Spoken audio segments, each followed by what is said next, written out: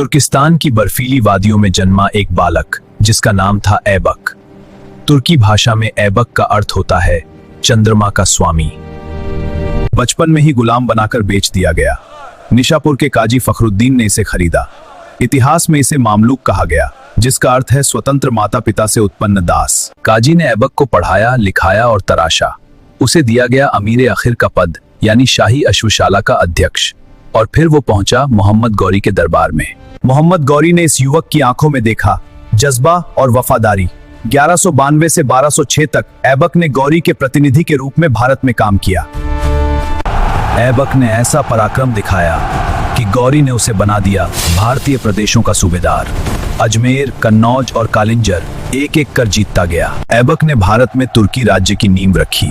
वह दिल्ली का प्रथम तुर्क शासक बना, लेकिन उसने न सुल्तान की उपाधि ली, न सिक्के चलाए, न खुतबा पढ़वाया। 25 जून 1206 लाहौर बनी राजधानी, और 1200 पे गयासुद्दीन महमूद ने भेजा और दास मुक्ति पत्र। ऐबक की दरिया दिली के चर्चे थे हर तरफ। सोना लुटाने के कारण कहलाया लाख बख्श, हाथी दान करने के कारण पील बख्श, और कुरान पढ़ने के कारण कुरान खां। हसन निजामी ताजुल मासिर के लेखक और फखरे मुदब्बिर अदबुल हर्ब के लेखक दोनों को ऐबक ने संरक्षण दिया। फखरे मुदब्बिर भारत के प्रथम मुस्लिम राजनीतिक विचारक थे। ऐबक की सबसे बड़ी उपलब्धि, उसने भारत को गजनी के प्रभाव से पूरी तरह मुक्त किया।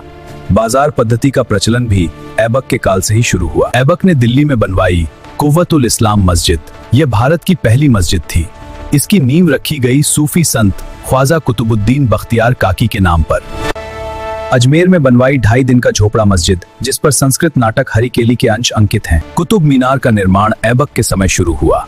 पहली मंजिल बनवाकर उसने इस ऐतिहासिक स्मारक की मजबूत नींव रखी। 1210 लाहौर का मैदान। ऐबक चौगान यानी पोलो खेल रहा था। घोड़े से गिरा और चंद्रमा का स्वामी हमेशा के लिए अस्त हो गया।